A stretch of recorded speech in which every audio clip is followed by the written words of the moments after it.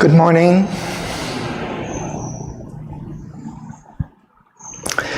We're reading in Book 4, the Book of Birth and Quest. So this part covers the birth of Savitri and her growing up into a young woman and her quest to find her mate in the world. So we've seen the birth of Savitri after King Aswapati had called on the Divine Mother to descend, to incarnate on earth, and she agreed And after 6 seasons, Savitri is born in the spring. And then we saw her growing up in the palace of her father and taking in all the Vedic culture of that time, learning in the arts and the sciences of the Vedic culture. And yet, she could never find anyone around her that could equal her. She was expressing this great light and love and divinity and beauty, and no one dared approach too closely to her great light. So now we come to Canto 3, the call to the quest. So here, Savitri is going to become aware of her mission and quest at the behest of her father, King Aswapati. So we're going to read through the canto once, and then we'll go back over it again, passage by passage. So Anandi, would you like to start?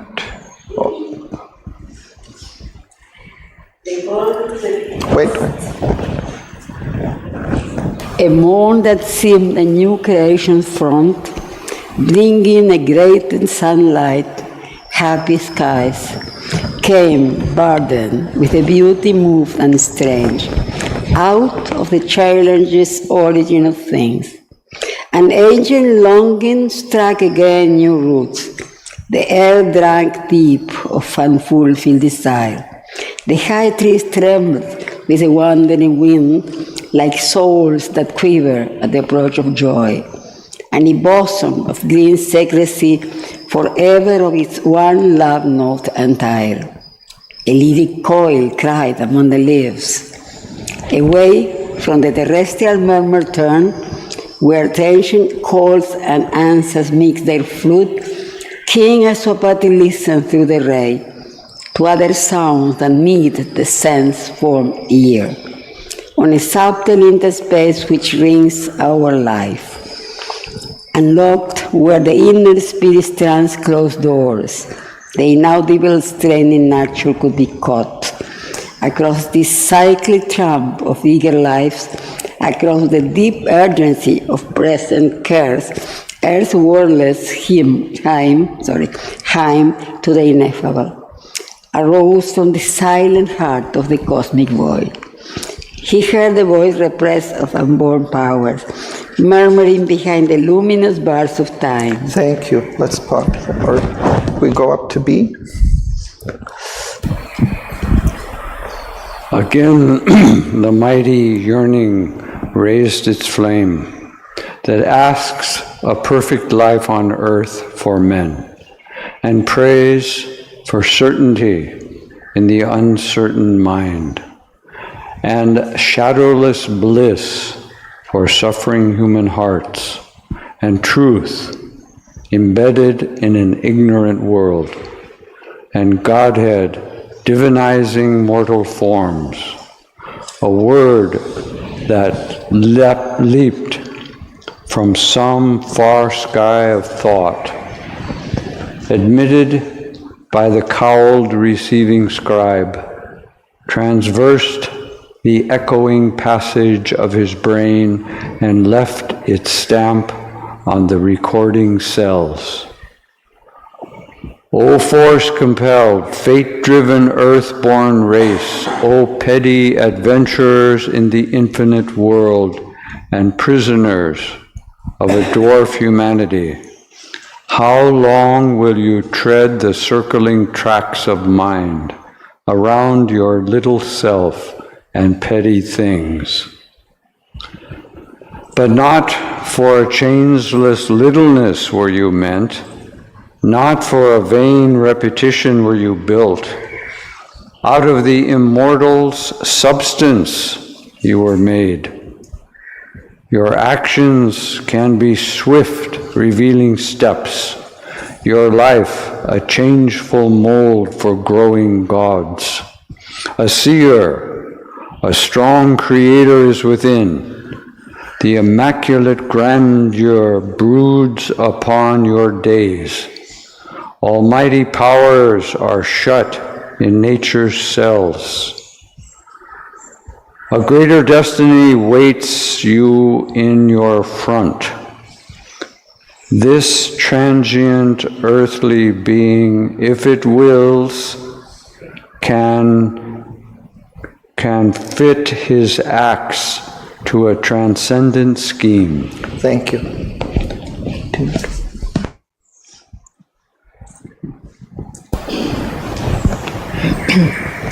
He who now stares at the world with ignorant eyes, hardly from the inconscious night aroused, that look at images and not at truth, can fill those orbs with an immortal sight. Yet shall the Godhead grow within your hearts.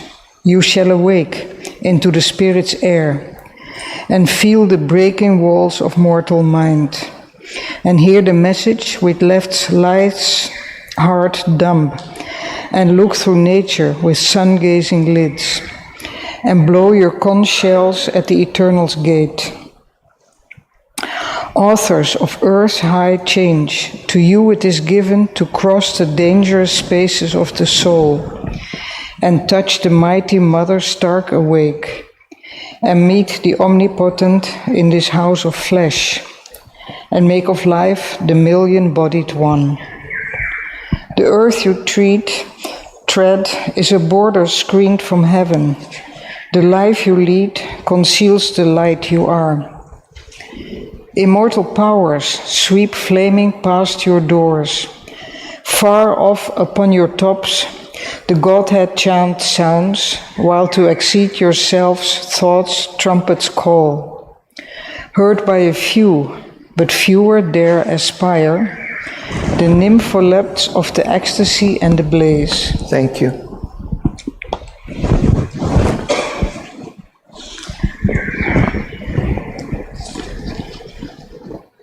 An epic of hope and failure breaks Earth's heart. Her force and will exceed her form and fate. A goddess in a net of transient cord, self-bound in the pasture of death, she dreams of life. Self-wrecked with the pains of hell, aspires to joy, and builds to hope her altars of despair.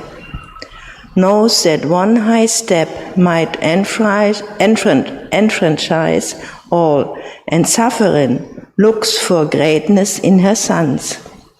But dim in human hearts the ascending fire, the invisible grandeur sits unworshipped there. Man sees the highest in a limiting form, or looks upon a person, hears a name. He turns for little gains to ignorant powers, or kindles his altar lights to a demon face. He loves the ignorance feathering his pain. A spell is laid upon his glorious strength. He has lost the inner voice that led his thoughts, and masking the oracular tripod seat, a specious idol fills the marble shrine. The great illusion wraps him in its veils. The soul's deep intimations come in vain. In vain is the unending line of seers. The sages ponder in unsubstantial light. The poets lend their voice to outward dreams. A homeless fire inspires the prophet tongues. Thank you.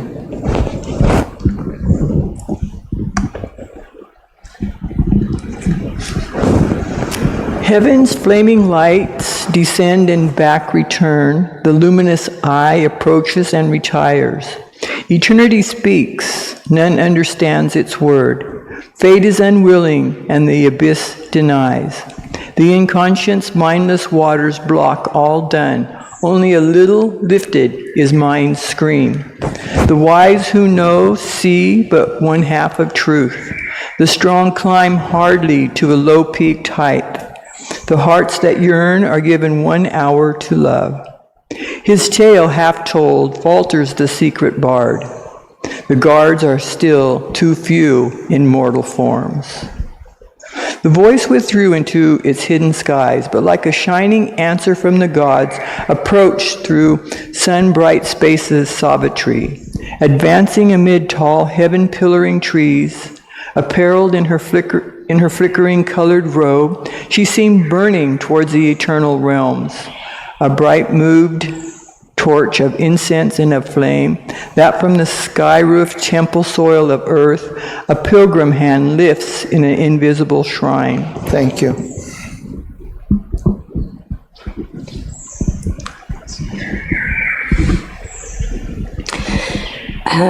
There came the gift of I have the problem, sorry, because cloud in my eyes have conjunctivitis. It's better no read because confusion. Do you want to read or no? No, Okay. because confusion Then is we- better.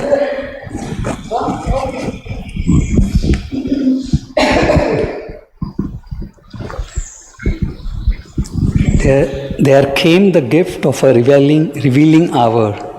He saw through depths that reinterpret all, limited not now by the dull body's eyes, new found through an arch of clear discovery, this intimation of the world's delight, this wonder of the divine artist's make, carved like a nectar cup for thirsty gods, this breathing scripture of the eternal's joy, this net of sweetness woven of aureate fire. Transformed, the delicate image face became a deeper nature's self-revealing sign, a gold leaf palmy pest of sacred births, a grave world symbol chiseled out of life. Her brow, a copy of clear, unstained heavens, was meditation's pedestal and defense. The very room and smile of musing space, its brooding line infinity's symbol curve. Amid her tresses cloudy multitude, her long eyes shadowed as by wings of night, under the moon gold forehead's dreaming breath, were seas of love and thought that held the world. Marveling at life and earth, they saw truths far. Thank you.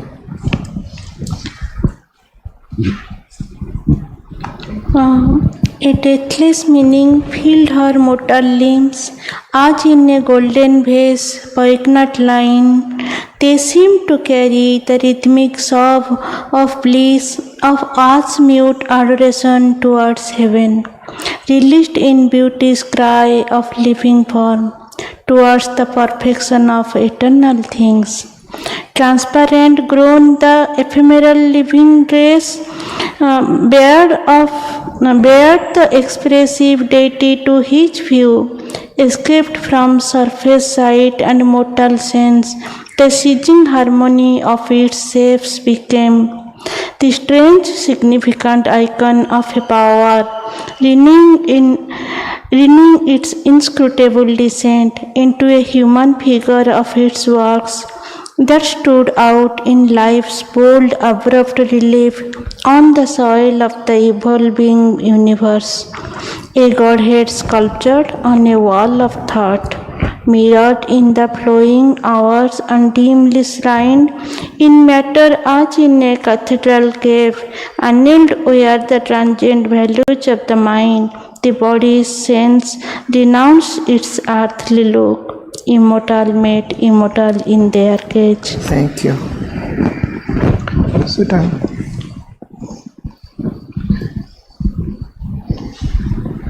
Awake from the close veil of daily, it hides soul's truth with the outward form's disguise. He saw through the familiar cherished limbs the great and unknown spirit born his child, an impromptu from the deeper side within, who comes from the immortal sphere here. Who comes from the immortal sphere here. Arm for the splendid hazard of thy life, to set thy conquering foot on chance and time. The moon shot in her halo dreams like thee. A mighty presence still defends thy frame. Perhaps the heavens guards thee for some great soul. Thy fate, thy work are kept somewhere afar. Thy spirit came not down a star alone. Thank you. I'll read one passage. O living inscription of the beauty of love, missaled in aureate virginity, what message of heavenly strength and bliss in thee is written with the eternal sun-white script? One shall discover and greaten with it his life, to whom there shall draw near to meet thy approaching steps the second self, for whom thy nature asks. He who shall walk until thy body's end, a close-bound traveler, pacing with thy pace, the lyrist of thy soul's most intimate chords, who shall give voice to what in thee is mute. So we'll come back, Anandi. 1 second, wait.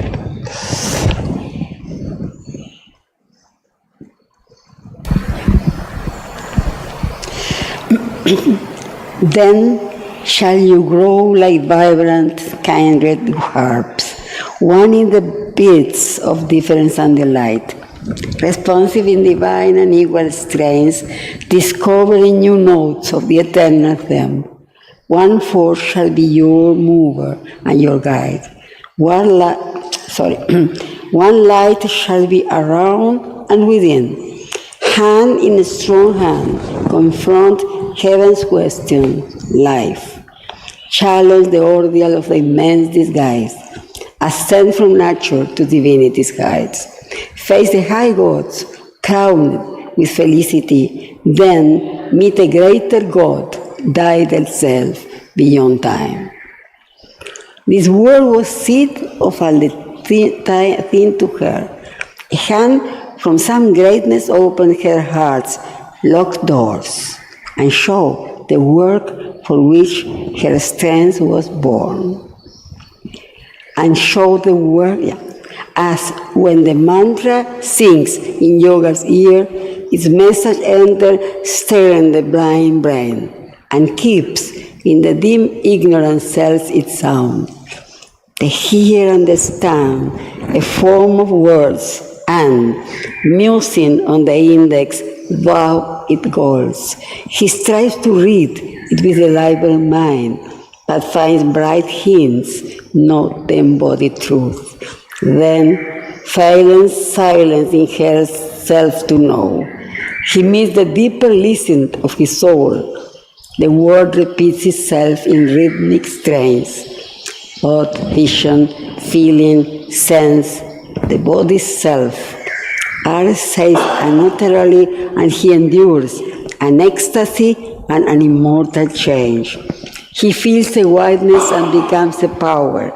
All knowledge rushes on him like a sea. Transmute by the white spiritual ray, he walks in naked heavens of joy and calm.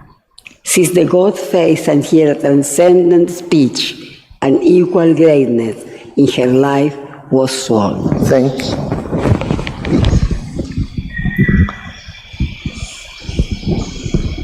Accustomed scenes were now an ended play, moving in muse amid familiar powers, touched by new magnitudes and fiery signs, she turned to vastness not yet her own, allowed her heart throb to unknown sweetnesses. The secrets of an unseen world were close. The morn went up into a smiling sky, cast from its sapphire pinnacle of trance. Day sank into a burning gold of eve. The moon floated, a luminous waif through heaven, and sank below the oblivious edge of dream. Night, in the watchfires of eternity, then all went back into mind's secret caves. A darkness stooping on the heaven bird's wings sealed in her senses from external sight and opened the stupendous depths of sleep. When the pale dawn slipped through night's shadowy guard, vainly the newborn light desired her face. The palace woke to its own emptiness. The sovereign of its daily joys was far. Her moonbeam feet ringed not the loosened floors. The beauty and the divinity were gone. The light had fled to search in the spacious world. End of Canto 3.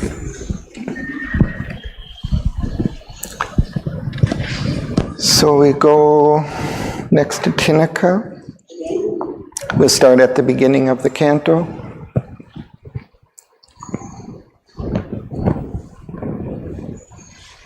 The call to the quest. A morn that seemed a new creation's front, bringing a greater sunlight, happier skies, came burdened with a beauty moved and strange out of the changeless origin of things. An ancient longing struck again new roots. The air drank deep of unfulfilled desire. The high trees trembled with the wandering wind, like souls that quiver at the approach of joy. And in a bosom of green secrecy, forever of its one loved note untired, a lyric coil cried among the leaves. Away from the terrestrial murmur turned, where transient calls and answers mixed their blood. King Ashwapati listened through the ray to other sounds than meet the sense-formed ear. On a subtle interspace which rings our life, unlocked were the inner spirit's trance-closed doors. The inaudible strain in nature could be caught. Across the cyclic tramp of eager lives, across the deep urgency of present cares, Earth's wordless hymn to the ineffable arose from the silent heart of the cosmic void. He heard the voice, repressed of unborn powers, murmuring behind the luminous bars of time. Thank you.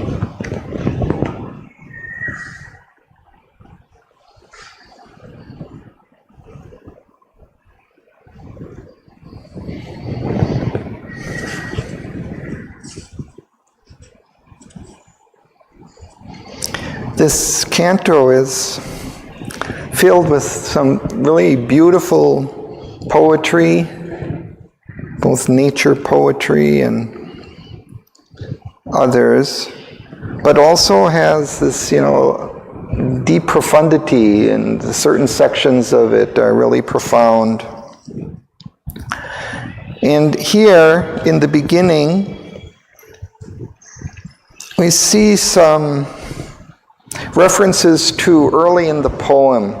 So in the first canto, at first, this light comes from beyond.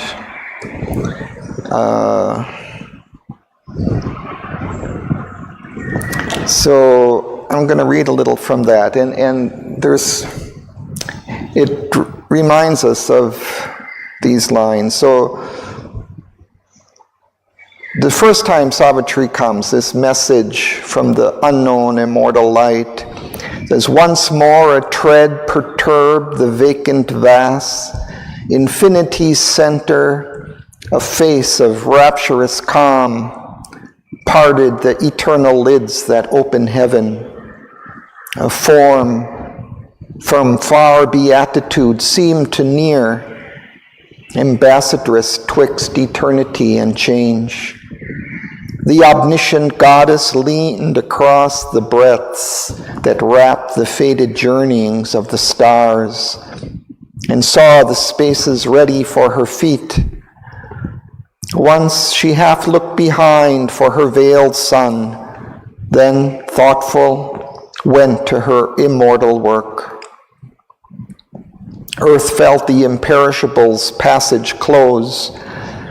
The waking ear of nature heard her steps, and wideness turned to her its limitless eye, and scattered on sealed depths her luminous smile kindled to fire the silence of the worlds. All grew a consecration and a rite. Air was a vibrant link between earth and heaven. The wide-winged hymn of a great priestly wind arose and failed upon the altar hills. The high boughs prayed in a revealing sky. And then a little skipping ahead onto page 5. A sacred yearning lingered in its trace, the worship of a presence and a power too perfect to be held by death-bound hearts, the prescience of a marvelous birth to come. And now that new birth has come, Savitri has come. So we see some of the same longing of the earth for this divine light.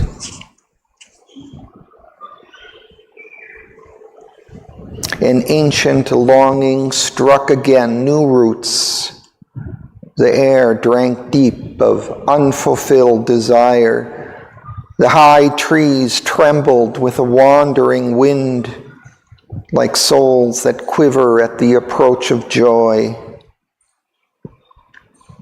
And in the bosom of green secrecy, forever of its one love note untired, the lyric coil cried among the leaves. This is seems to be one of Sri Aurobindo's favorite birds, which is native to this place and which is quite striking in its one love note, which it repeats over and over and over again. This brain fever bird, they call it. Untired, it never tires of singing this one note. It just keeps repeating that one note. No, I'm asking if I don't understand. What's your problem?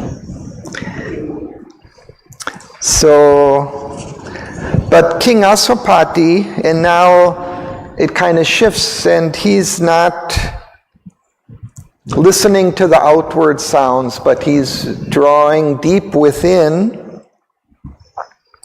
and he listened through the ray to other sounds than meet the sense-formed ear. So he's turning deep within on a subtle interspace which rings our life. Unlocked were the inner spirit's trance-closed doors. The inaudible strain in nature could be caught. Across this cyclic tramp of eager lives, across the deep urgency of present cares, Earth's wordless hymn to the ineffable arose from the silent heart of the cosmic void. He heard the voice repressed of unborn powers, murmuring behind the luminous bars of time.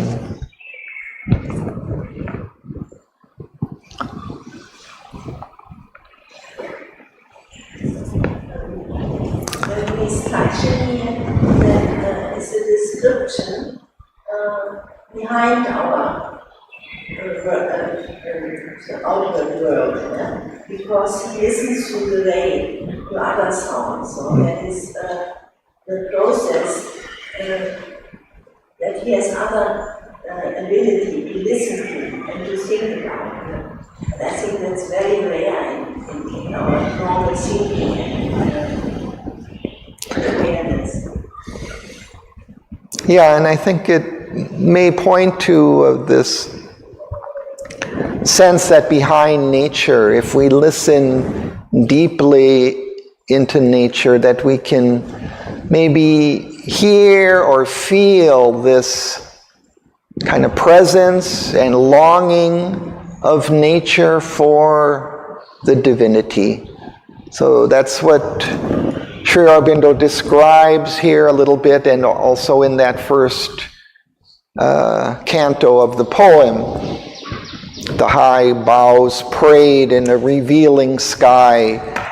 So nature is also calling that repressed desire to reunite with the divine is there within nature. And he's listening within and deeper and feeling that deeper calling. And going within, then this voice will come to him. He'll hear more clearly this other voice. But this comes a little ahead. So we'll continue. Again, the mighty yearning raised its flame. That asked a perfect life on earth for men, and praise for certainty in the uncertain mind, and shadowless bliss for suffering human hearts, and truth embodied in an ignorant world, and Godhead divinizing mortal forms. A word that leaped from some far sky of thought, admitted by the cold receiving scribe, traversed the echoing passages of his brain, and left its stamp on the recording cells. O force compelled, fate-driven earth-born race, O pity adventurous in an infinite world, and prisoner of a dwarf humanity, how long will you tread the circling tracks of mind, around your little self and pity sings?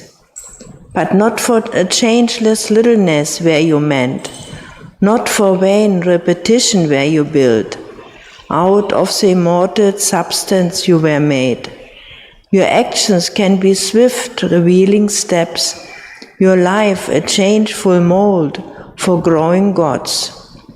A seer, a strong creator is within.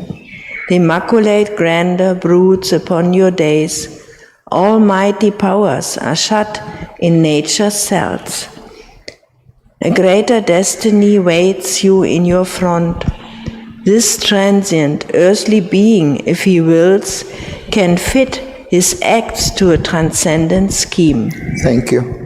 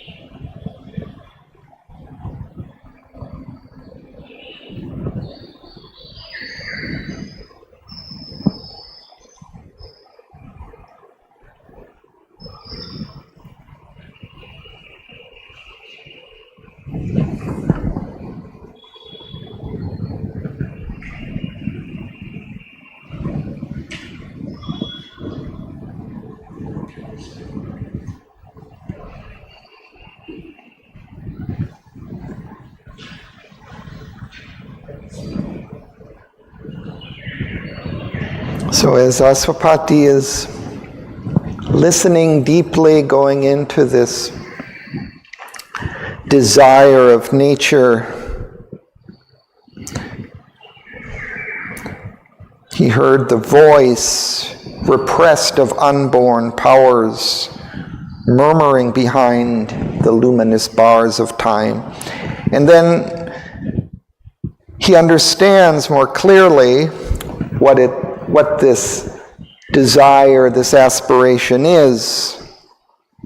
The mighty yearning raised its flame that asks a perfect life on earth for men, and prays for certainty in the uncertain mind, and shadowless bliss for suffering human hearts, and truth embodied in an ignorant world, and Godhead divinizing mortal forms.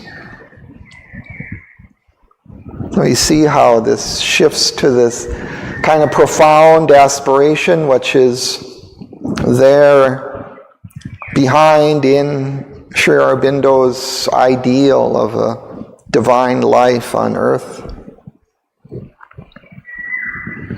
And then Aswapati opens to this voice which begins speaking, and it's like this narrator kind of intervenes in the poem and starts speaking, and it sounds as if Sri Aurobindo speaking to us kind of directly, and speaking to humanity.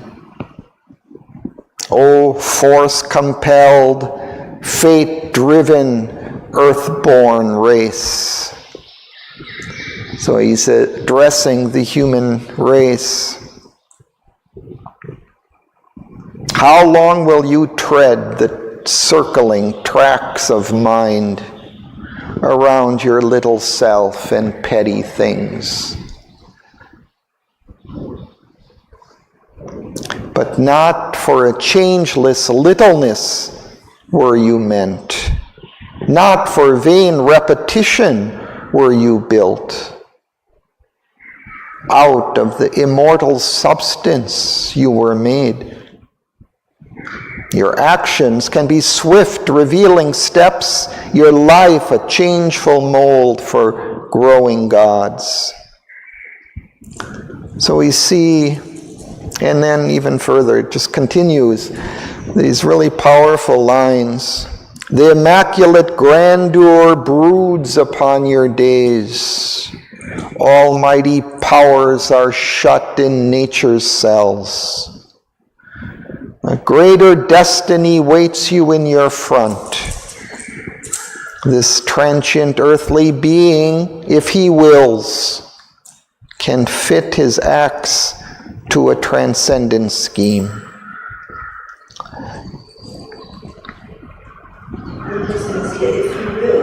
Yeah. The other part about the cells, he's very much emphasizing the cells here. You know, the brain cells. And what we know with, the advances in that science now is very interesting. And then nature cells. So this transformation of the cells is so built into this passage that I've never seen before.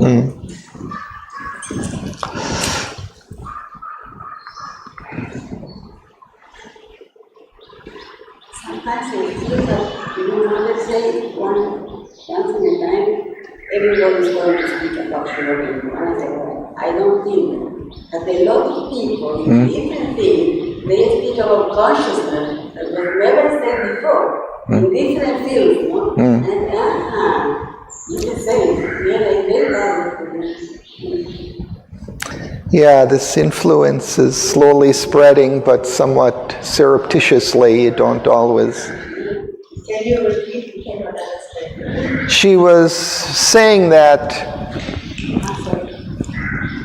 eventually maybe Sri Aurobindo's words and teachings would become widespread, but right now still Sri Aurobindo's name is not so much attached, but there is these other words like consciousness and evolution of consciousness, and these kinds of things now are becoming quite mainstream. Science, in astrology, psychology, consciousness. So his thoughts, there's a line somewhere about his thoughts echoing in others' minds.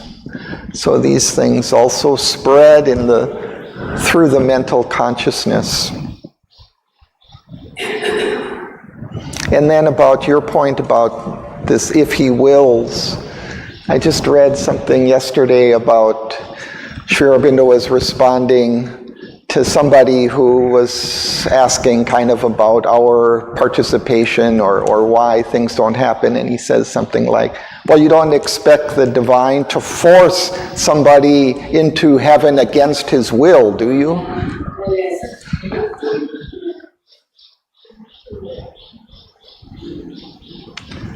So also we have to consent and participate and aspire. It's two powers alone can accomplish the great thing that is the aim of our endeavor. I think it's not very common that he knows our free will what we do. The decision. Okay, I think we'll continue. He who now stares at the world with ignorant eyes, hardly from the inconscience night aroused, that looks at images and not at truth, can fill those orbs with an immortal sight. Yet shall the Godhead grow within your hearts, you shall awake into the Spirit's air, and feel the breathing walls of mortal mind, and hear the message which left life's heart dumb, and look through nature with sun-gazing lids, and blow your conch shells at the eternal's gate. Authors of earth's high change, to you it is given, to cross the dangerous spaces of the soul, and touch the mighty mother stark awake, and meet the omnipotent in the house of flesh, and make of life the million-bodied one. The earth you tread is a border screened from heaven. The life you lead conceals the light you are. Immortal powers sweep flaming past your doors. Far off upon your tops, the God chant sounds, while to exceed yourselves, thoughts, trumpets call, heard by a few, but fewer dare aspire. The nympholeps of the ecstasy and the blaze. Thank you.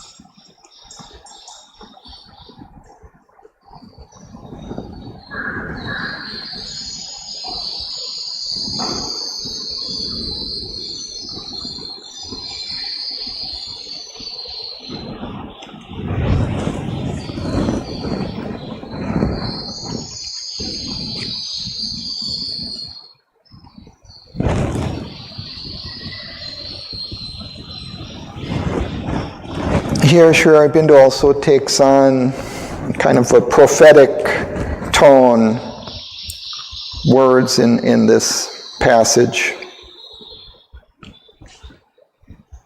So he says, he, mankind, who now stares at the world with ignorant eyes, hardly from the inconscious night aroused, that look at images and not at truth, can fill those orbs, those eyes, with an immortal sight.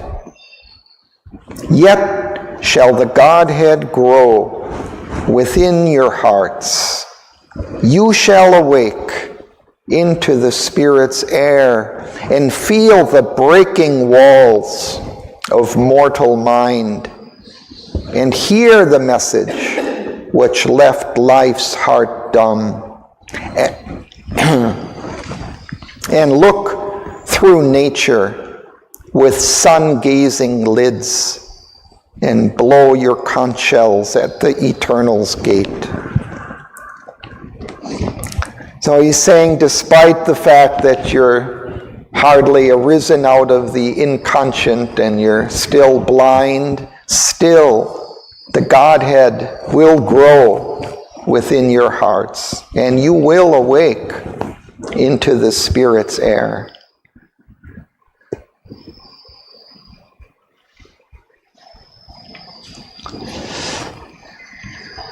And then, again, he's giving to mankind this message, this call.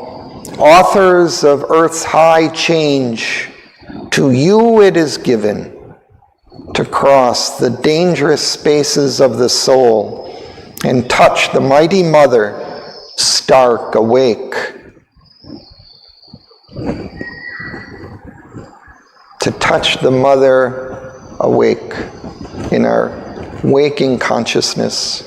In this context, it may be also interesting to blow your conch shells at the ignorance game. The conch shells is a conch shell which was blown for every puja when the mother came, and you blow it when the divine is coming. You blow it then.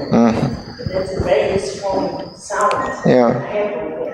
It's a sign of victory, the divine. Yeah, that's a divine is coming. We still hear it outside the ashram sometimes. Well, they sell those conches outside, so then they blow them.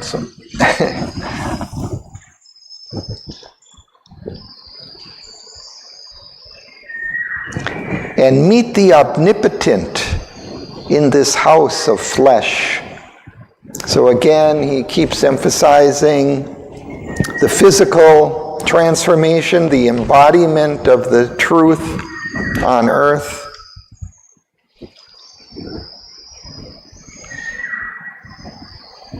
And this line is very powerful and kind of warning. The life you lead conceals the light you are.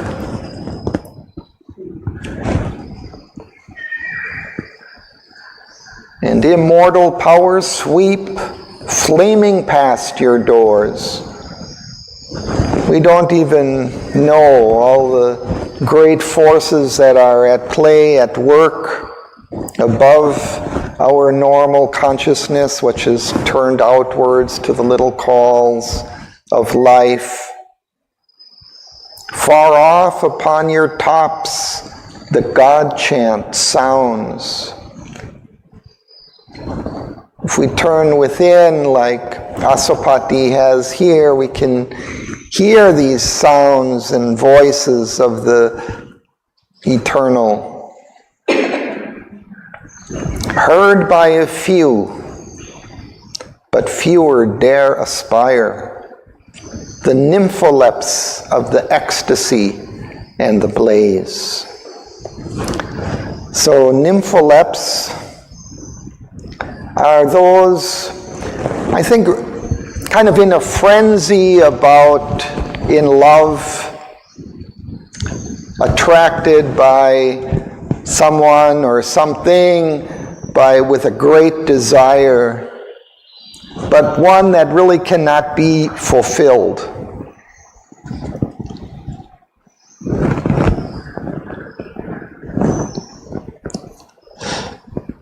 It's similar to the Bacchic rapture. Yeah, this Bacchic rapture.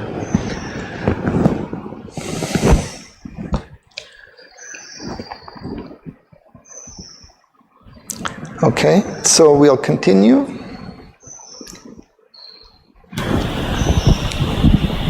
An epic of hope and failure breaks Earth's heart. Her force and will exceed her form and fate. A goddess in a net of transience caught, self-bound in the pastures of death, she dreams of life. Self-racked with the pains of hell, aspires to joy, and builds to hope her altars of despair, knows that one high step might enfranchise all, and suffering looks for greatness in her sons. But dim in human hearts the ascending fire, the invisible grandeur sits unworshipped there. Man sees the highest in a limiting form, or looks upon a person, hears a name. He turns for little gains to ignorant powers, or kindles his altar lights to a demon face. He loves the ignorance fathering his pain. A spell is laid upon his glorious strengths. He has lost the inner voice that led his thoughts, and masking the oracular tripod seat, a specious idol fills the marble shrine. The great illusion wraps him in its veils. The soul's deep intimations come in vain. In vain is the unending line of seers. The sages ponder in unsubstantial light. The poets lend their voice to outward dreams. A homeless fire inspires the prophet tongues. Thank you.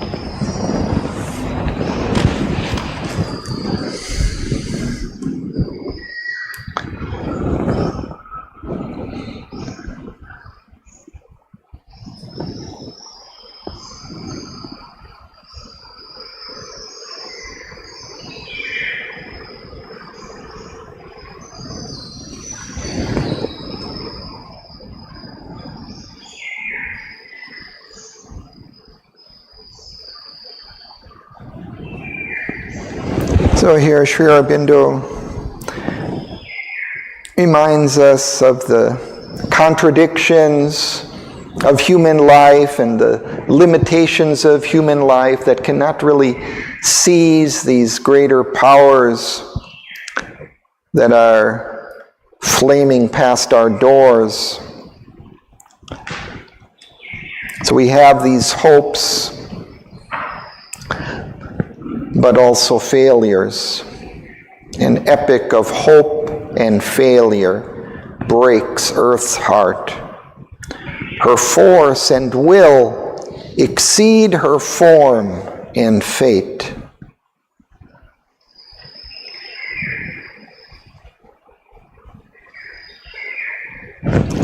So what we seek, it's still beyond our form and fate of what we can realize in the moment. It's like a goddess in a net of transience caught, self-bound in the pastures of death. She dreams of life, and self-racked with the pains of hell, aspires to joy, and builds to hope her altars of despair.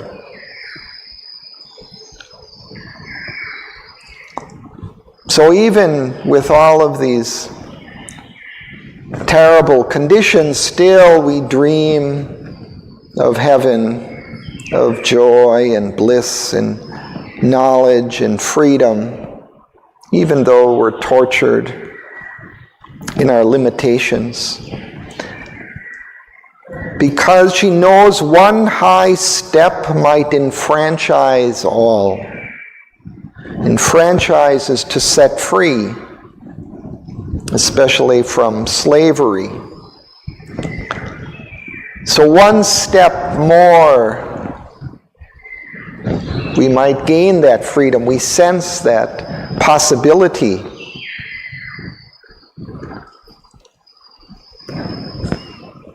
And suffering looks for greatness in her sons. I see this so often on the news of these people caught in this horrible suffering, and they cling to their child and with the hope that this child may live to see beyond these horrors that this parent is facing.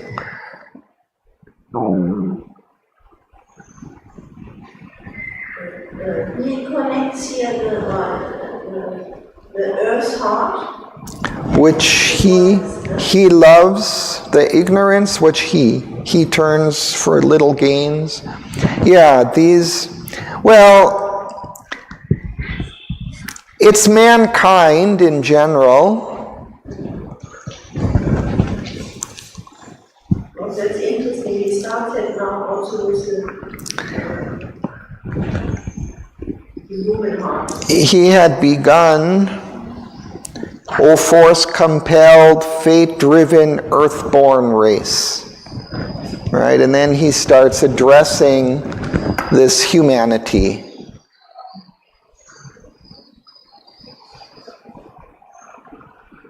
And then, like further down, he who now stares at the world with ignorant eyes. So already he's starting to use this pronoun, he. So he uses it periodically throughout. But it's mankind, but especially mankind, fate-driven, force-compelled, who's caught in the clutches of nature and fate, striving in these conditions, looking up towards the freedom from this fate and nature, but still not able to attain. And the humankind are creating the earth's heart. And then the goddess are. How can we see this? It's eine ewige Form and Fehler breaks Earth's heart. Yeah, an epic of hope. So that's the situation in which we are. We have this hope and failure. This contradiction is there within our life. All of our limitations of our nature are here holding us back. Yet we have this hope of this possibility of escaping into the freedom of the Spirit. And we cherish that hope. It keeps us going.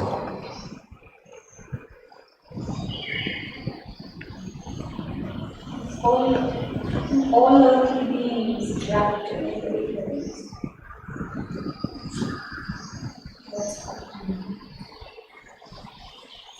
I was interested in this humankind and the earth and the goddess, so that now they are connected to each other. Well, he's comparing this earthbound human race to a goddess in a net of transience. He's caught like a goddess is caught. He has this divinity within his soul, but he's caught in his nature.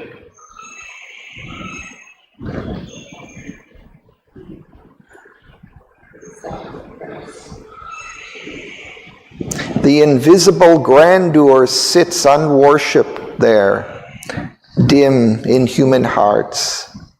The ascending fire. That fire is within, deep within our hearts, this fire of Agni towards the divine, this aspiration, but it's sitting unworshipped. It's not, we have to worship this God Agni within us, this aspiration. We have to tend it. Can't just ignore it and let it be, and it grows dim. When we feed that fire, then it grows into an intense aspiration. That's when the experience begins to come. And now he compares this kind of turn towards religion and outer worship. Man sees the highest in a limiting form, or looks upon a person, hears a name.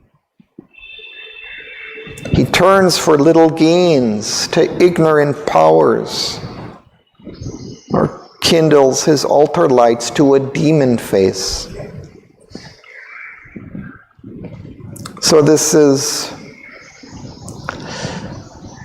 the twist that comes to this deeper aspiration in the ignorant human mind. A spell is laid upon his glorious strengths. We also have this great power, our vital being, turned to these transient desires and pleasures, also has this deeper, greater power that can lend itself to this aspiration. We also have a true vital being within us, which can graft upon our crawl two puissant wings. It's in a line in Savitri.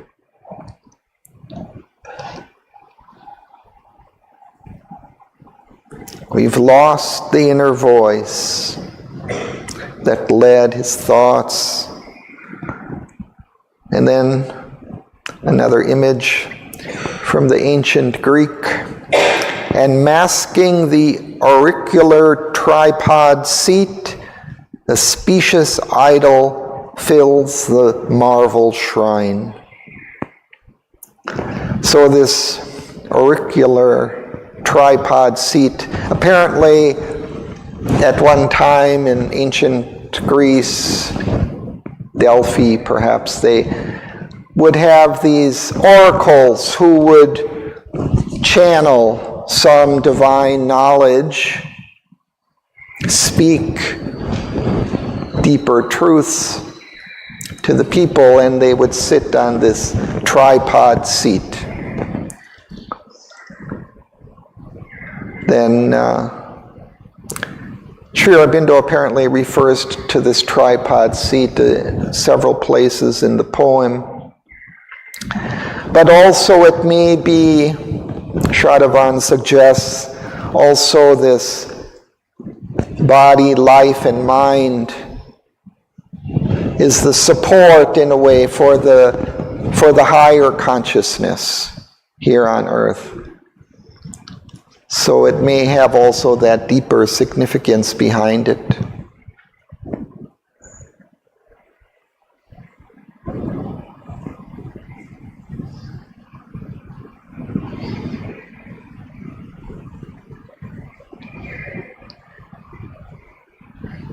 Here we have another, perhaps, allusion to this great illusion wraps him in its veils. So that's suggestive of Maya. Would the tripod seat also mean the three aspects of the lower mind? The physical mind, the mental mind, and the vital mind. Yeah, again, the physical, vital, and mental, but they take their form in each level of our being, including in the mind. We have this physical, vital, and mental mind. In Greek mythology, oracles used to sit in tripod seat, or the people listening to them were sitting on tripod seat? No, I think the oracle would sit. So that they can't be higher. It's intuitive. Yeah, I don't know. They had a special seat in which they sat. Are you referring to oracles sitting on the tripod? Yeah, I think so.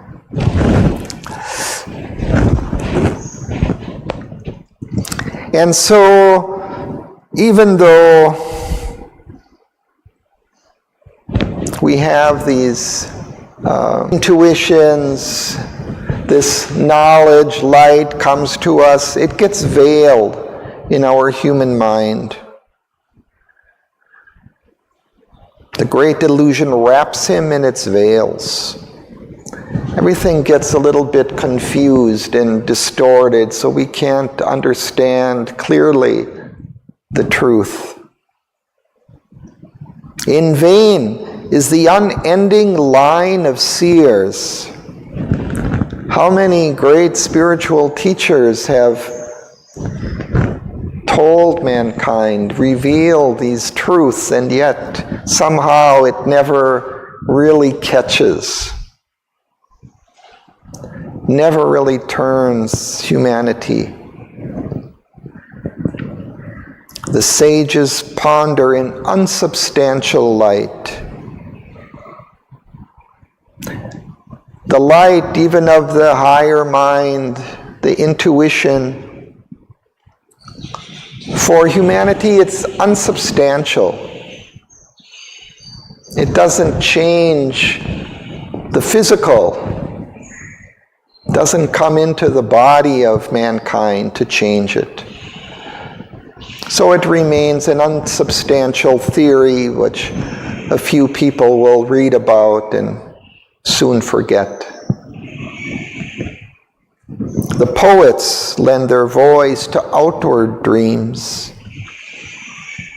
A homeless fire inspires the prophet tongues.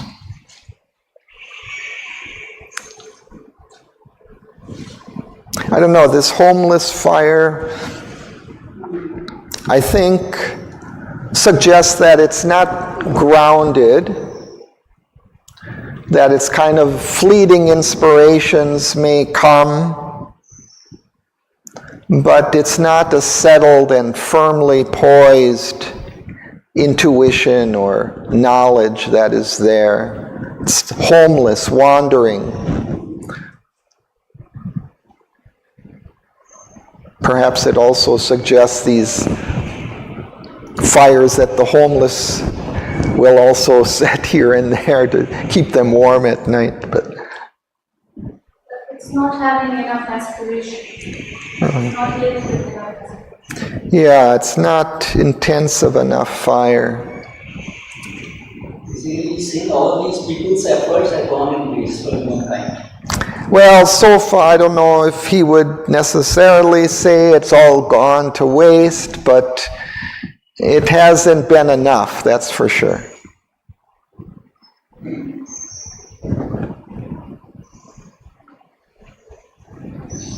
So we continue. Heavens. Oh, okay. Yeah, I think maybe we should stop.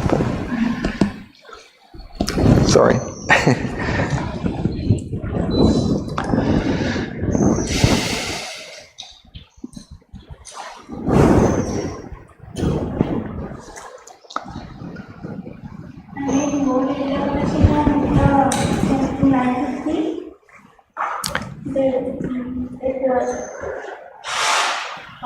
He's sitting 93. Can you read the line? I don't know what you're... Oh, 1 second, she's speaking. These souls, deep intimations, forming blend. Souls, deep intimations, coming blend. Oh, yeah. The soul's deep, because we don't listen to them. We get intimations from our soul, says, something within us says, go here, or don't do that, or this, but we don't listen often. And so they come and they go. I mean, sometimes our soul warns us about this or that, but we have to follow those. That's one of the secrets, I think, that sometimes that voice of the soul, it's very quiet, it's uninsistent. The vital, that's very insistent, that pushes us to move, but the soul suggests, or it just says very quietly, and we have to listen and follow it through our own initiative.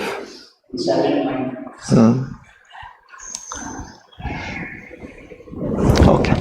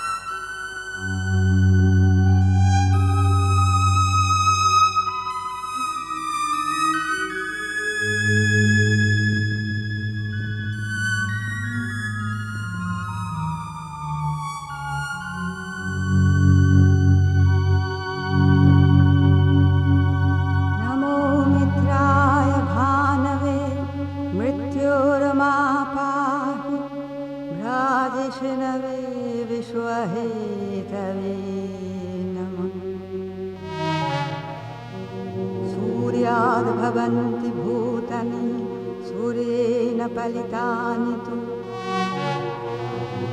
सूर्ये लयमप्राप्नुवन्ति यः सूर्यः सोऽहमेव च चक्षुर्नो देवः सविता चक्षुर्न उत पर्वतः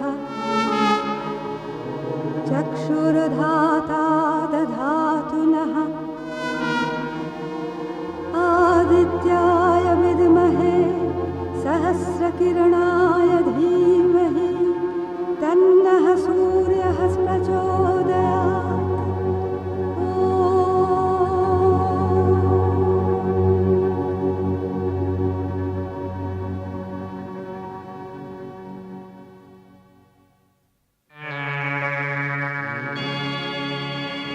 The voice withdrew into its hidden sky,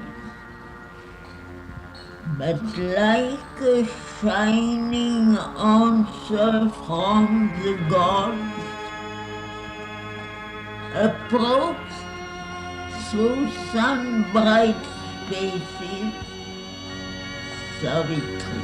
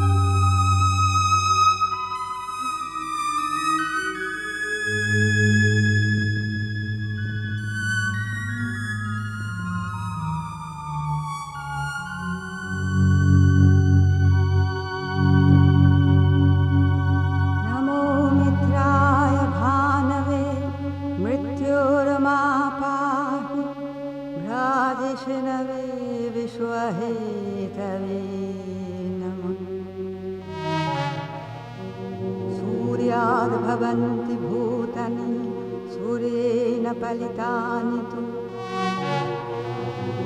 सूर्ये लयमप्राप्नुवन्ति यः सूर्यः सोऽहमेव च चक्षुर्नो देवः सविता चक्षुर्न उत पर्वतः चक्षुर्धाता दधातु नः आदित्याय विद्महे सहस्रकिरणाय धीमहि तन्नः सूर्यः प्रचोदयात्